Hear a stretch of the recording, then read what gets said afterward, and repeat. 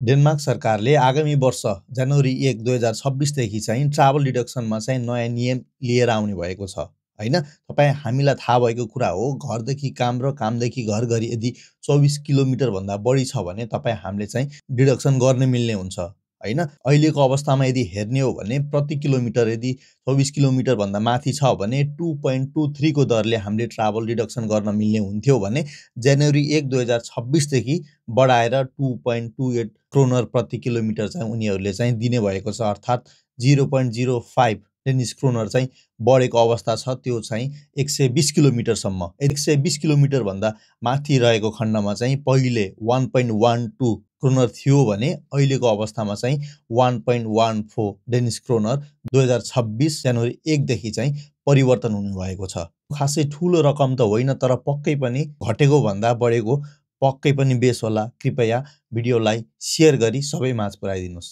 धन्यवाद।